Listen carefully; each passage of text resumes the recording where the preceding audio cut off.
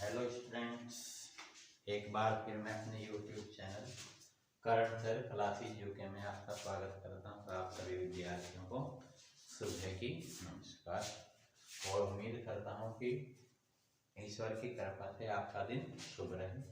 और आज हम इंटरमीडिएट क्लास का चैप्टर नंबर 1 विद्युत आवेश तथा क्षेत्र अर्थात इलेक्ट्रिक चार्ज एंड फील्ड के बारे में डिस्कस करते हैं, ताकि आपका कंसेप्ट इस अभिधारणा से क्लियर हो जाए।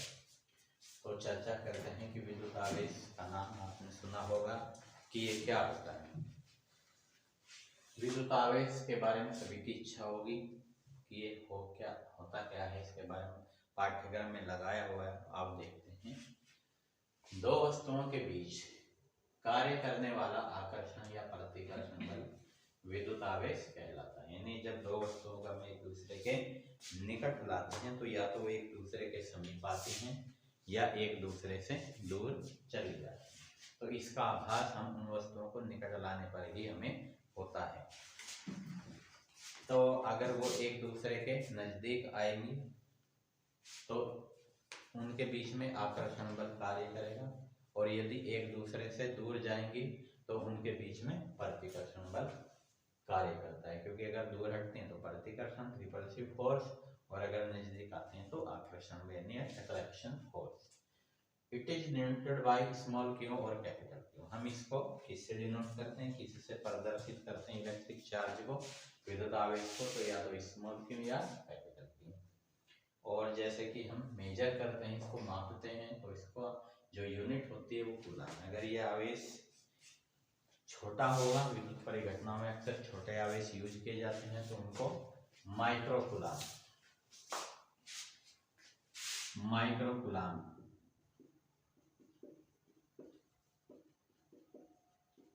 में मापते हैं।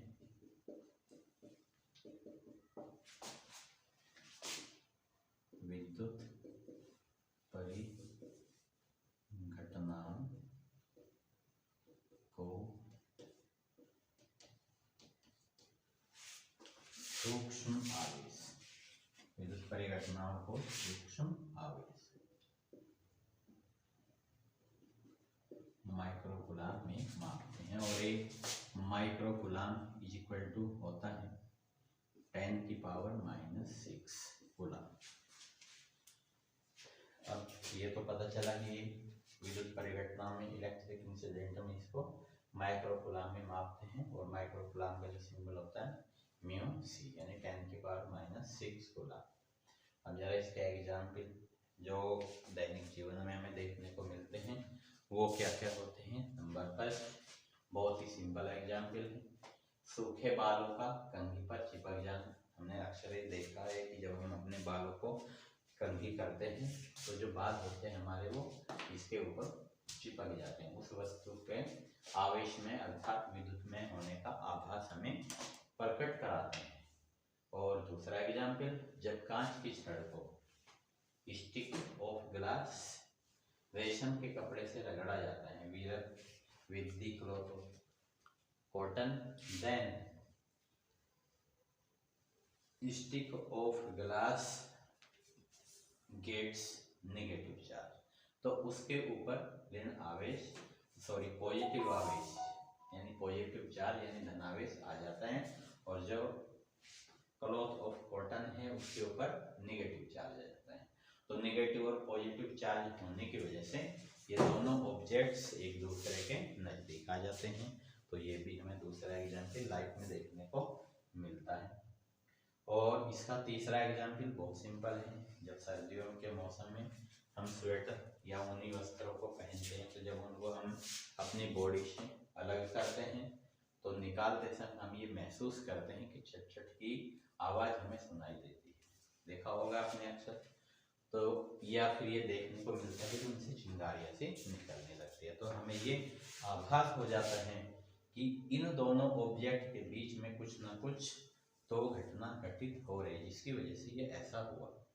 तो बच्चों, आज आप इलेक्ट्रिक चार्ज के बारे में थोड़ा अध्ययन हमने आपको समझाया देने के माध्यम से, और उम्मीद करते हैं कि आपको आया होगा।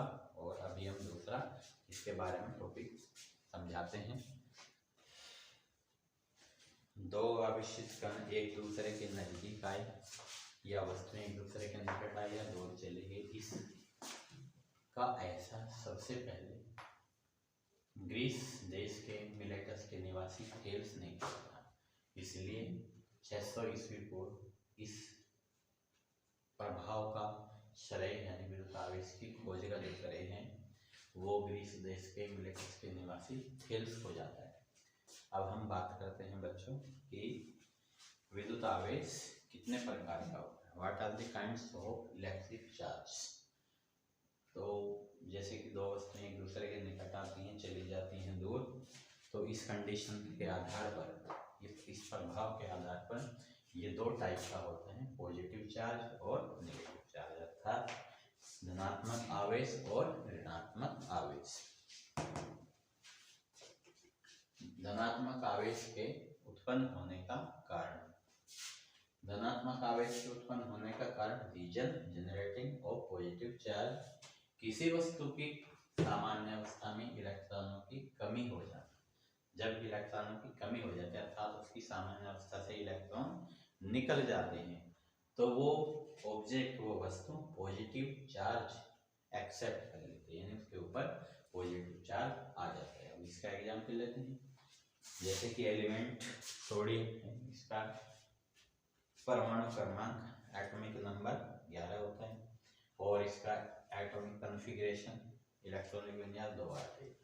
तो अपना स्टेप पूर्ण करने के लिए, स्थिर अवस्था में रहने के लिए इसको एक इलेक्ट्रॉन का दान करने की आवश्यकता है। तो जब भी अपना एक इलेक्ट्रॉन दान कर देते हैं, एक इलेक्ट्रॉन इससे चला जाता है इसकी सामान्य अवस्था से, उस पर एक पॉजिटिव चार्ज आ जाता है। तो इस बात से हम ये समझे कि जब भी किसी वस्तु की सामान्य अवस्था में इलेक्ट्रॉनों की कमी हो जाती है तो उसके ऊपर धनात्मक आवेश उत्पन्न हो जाता है। समझ गए ना बच्चों। अब इसी संदर्भ में एक और एग्जाम्पल लेकर बात करते हैं, मैग्नीशियम। इसका एटॉमिक नंबर 12 होता है। तो इलेक्ट्रॉनिक कॉन्फ़िगरेशन यानी इसका इलेक्ट्रॉनिक विन्यास कितना होगा, तो 8 होगा बोर-बरी के नियम के अनुसार। इसकी बाह्यतम कक्षा में 2 इलेक्ट्रॉन, तो ये अपना स्टेप पूर्ण करने के लिए इन 2 इलेक्ट्रॉनों को त्यागने की कोशिश करती हैं और इसके ऊपर 2 इलेक्ट्रॉन चले जाने से 2 पॉजिटिव चार्ज आ जाते हैं। सिमिलरली इसी तरीके से विद्युत आवेश के ऋणात्मक आवेश के उत्पन्न होने का कारण, कोई भी ऑब्जेक्ट नेगेटिव चार्ज एक्सेप्ट करते हैं तो उसका रीजन देखिए। किसी वस्तु की सामान्य अवस्था में इलेक्ट्रॉनों की अधिकता हो जाए तो उस वस्तु पर ऋण आवेश आ जाता है, अर्थात वो वस्तु ऋणावेशित हो जाती है। If the electrons each becomes greater than the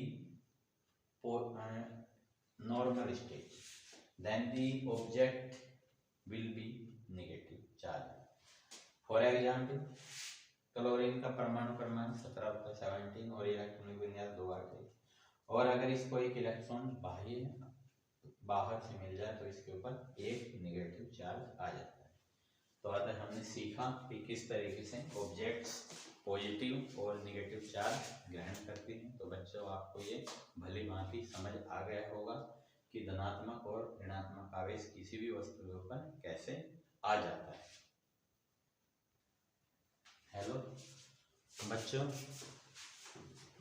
एक इलेक्ट्रॉन का आवेश -1.6 10⁻⁹ कूलम या कूलम, और इसका मैग्नीट्यूड फॉर्म में लिखा जाता है 1.6 10⁻⁹ कूलम। मैग्नीट्यूड फॉर्म कहाँ यूज करते हैं, जब हम न्यूमेरिकल प्रॉब्लम्स को सोल्व करते हैं। प्रोटॉन का जो चार्ज होता है, प्रोटॉन का जो आवेश होता है 1.6 10⁻⁹ कूलम। अब हम कुछ प्रॉपर्टीज का अध्ययन करेंगे कि विद्युत आवेश की प्रॉपर्टीज क्या क्या होती है। विद्युत आवेश के गुण हेडिंग।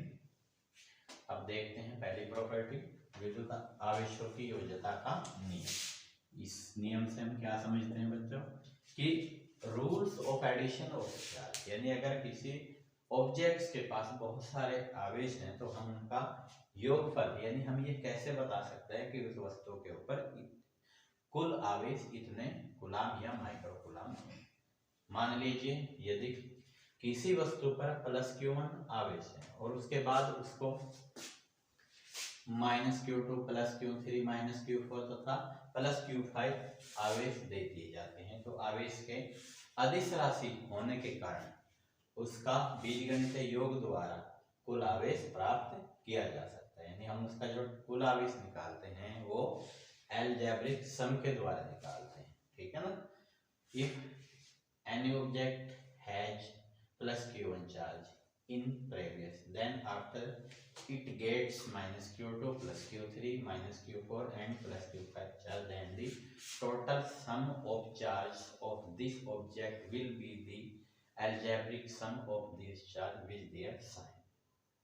अतः उस वस्तु पर कुल आवेश Q plus Q1 minus Q2 plus Q3 plus minus Q4 plus Q5। तो इसमें क्या कंडीशन लगाते हैं, जो प्लस वाले होते हैं पूर्णांक उनको एक साथ जोड़ दें, नेगेटिव वालों को एक साथ जोड़ते हैं। अगर पॉजिटिव ज्यादा हुए और नेगेटिव कम हुए तो पॉजिटिव वालों के योग में से नेगेटिव वालों का योग घटा देते हैं। तो इस तरीके से हम इनका योगफल यानी किसी वस्तु के ऊपर जो योग होता है आवेश का जो जोड़ होता है, इस तरीके से हम कर सकते हैं।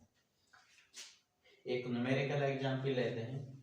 पूर्व में एक वस्तु पर 10 माइक्रोकूलम आवेश और तत्पश्चात उसे माइनस 2 माइक्रोकूलम प्लस 3 माइक्रोकूलम तथा माइनस 4 माइक्रोकूलम के आवेश दे दिए जाते हैं, तो उस वस्तु पर योज्यता के नियम से कुल आवेश कितना होता है, जैसा कि हमने ऊपर सीखा है, plus 10 microcoulomb minus 2 microcoulomb plus 3 microcoulomb plus minus के 4 माइक्रोकूलम। माइक्रोकूलम को एक बार लिख देंगे यहाँ 10 फिर माइनस 2 फिर प्लस 3 माइनस 4। तो ये जो पॉजिटिव संख्याएं हैं, ये धनात्मक संख्या, इनका योग एक साथ करते हैं, 10 और 3 13 यानी 13 और माइनस 2 और माइनस 4 मिलकर माइनस 6 हो जाएंगे, तो 13 में से 6 को घटा देंगे तो 7 माइक्रोकूलम का आवेश इस वस्तु के ऊपर होगा। If any object has 10 microcoulomb are charged in previous condition, if it gets minus 2 microcoulomb plus 3 microcoulomb and minus 4 microcoulomb charge in after by any condition, then the total charge of this object will be equal to the algebraic sum of their charge.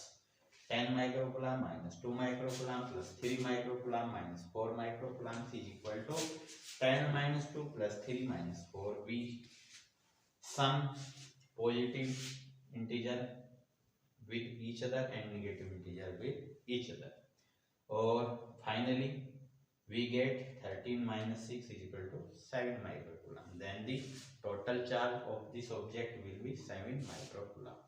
तो बच्चों आप आवेशों की योज्यता का नियम यानी properties of electric charge जो है rule of addition of charge सीख गए होंगे। ये इसकी पहली प्रॉपर्टी थी। अब हम दूसरी प्रॉपर्टी की बात करते हैं। विद्युत आवेशों के गुणधर्म नंबर 2 की बात करते हैं बच्चों। आवेशों के संरक्षण का नियम, rule of conservation of charge. यह नियम हमें बताता है कि आवेश को न तो उत्पन्न किया जा सकता है और न ही नष्ट किया जा सकता है, अतः किसी भी विलगित निकाय का कुल आवेश संरक्षित रहता है। This rule states that charge can not be created and not distributed, can not be and और डिस्ट्रॉय, अतः किसी विलगित निकाय का कुल आवेश संरक्षित रहता है। Hence, the isolated system, the total charge will be conserved. Verification of this property is गुण का सत्यापन। घर्षण की क्रिया द्वारा आवेश की क्रिया में जब किसी उदासीन छड़ को रेशम के उदासीन कपड़े से रगड़ते हैं तो दोनों ही वस्तुएं आवेशित हो जाती है।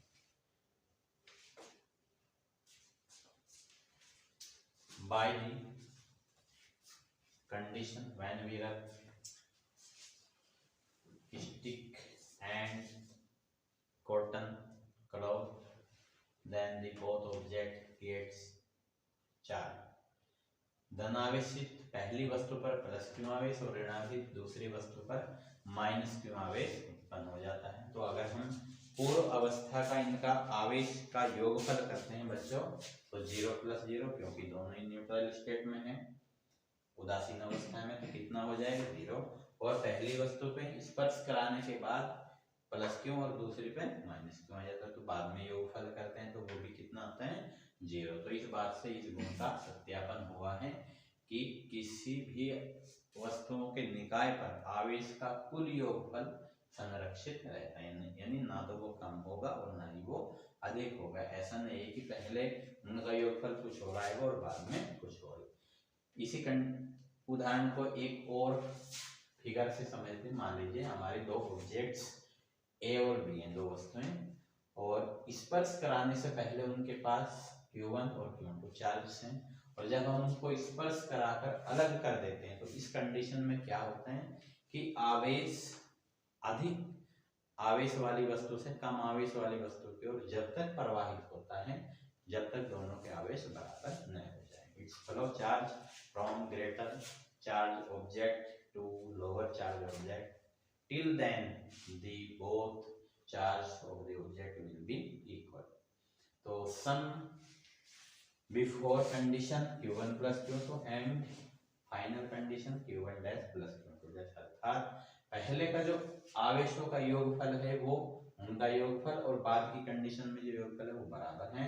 तो यहाँ पर आवेशों के संरक्षण के नियम का सत्यापन हो जाता है। तो बच्चों इस गुणधर्म को भी आप भली भांति समझ गए होंगे। अब हम तीसरे गुणधर्म की बात करते हैं।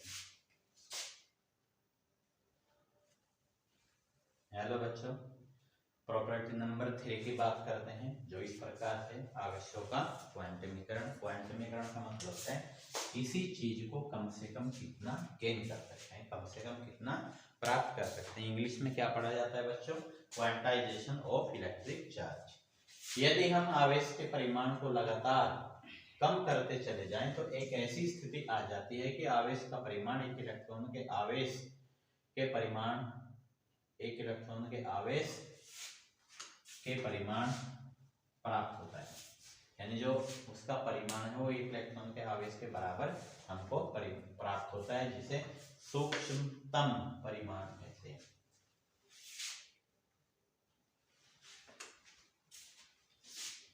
आवेश के बराबर प्राप्त होता है, जिसे सूक्ष्मतम परिमाण कहते हैं, और इससे छोटा परिमाण प्राप्त कर नहीं किया जा सकता है। यानी इसका मतलब ये हुआ बच्चों कि अगर हम किसी भी ऑब्जेक्ट के चार्ज को कम करते चले जाते हैं तो कम से कम चार्ज उस ऑब्जेक्ट का मैग्नीट्यूड फॉर्म में हमको 1.6 × 10⁻⁻19 कूलाम के रूप में प्राप्त होता है, जो एक इलेक्ट्रॉन के आवेश के परिमाण के बराबर है। तो इस आधार पर हम इस नियम की अभिधारणा इस प्रकार से बता सकते हैं।